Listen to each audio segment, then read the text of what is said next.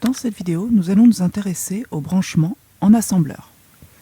Et pour commencer, avant de s'intéresser au branchement, nous allons nous intéresser aux labels qu'on appelle aussi les étiquettes. Qu'est-ce qui se passe quand on met une étiquette, ici je l'ai appelé étiquette, un label, dans un programme?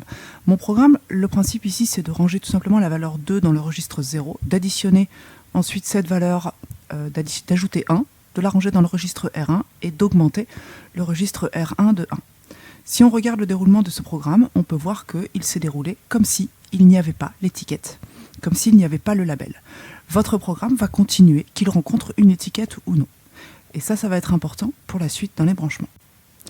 Là où ça va être intéressant, c'est que notre étiquette va nous permettre de ramener le programme à un certain endroit à un moment. Par exemple, si j'écris B étiquette à la ligne 4, quand le programme va arriver à la ligne 4, il va venir se brancher, B, à la ligne 2 qui porte le label étiquette.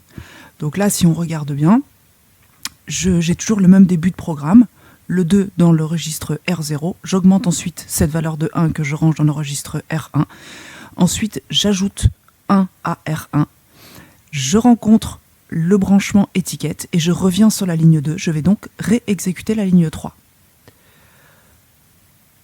Entrer la ligne 4 et revenir sur le branchement étiquette, et ceci indéfiniment puisque je n'ai pas fait un autre branchement pour arrêter mon programme. Alors les branchements qu'on a vus ici sont des branchements inconditionnels, ça veut dire que le branchement va se faire quelles que soient les valeurs des variables, des données dans le programme.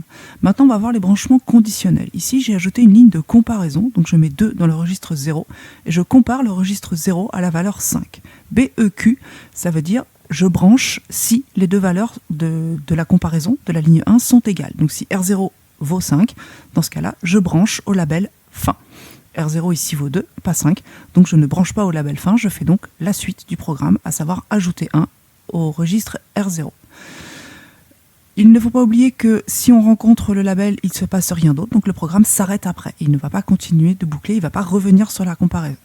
Donc maintenant je mets 5 à la valeur du registre R0, et on voit qu'il compare les deux valeurs, et qu'il s'arrête, puisque BEQ fin, R0 est égal à 5, on va directement à fin, sans ajouter la valeur 1 au registre R0.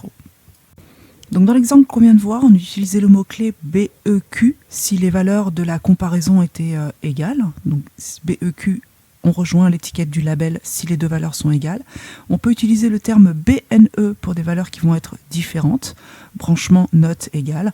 On utilisera le terme BGT si la première valeur, donc ici R0, est plus grande que la valeur 18, et BLT si on veut faire un branchement si la valeur est plus petite. La première valeur est plus petite que la seconde.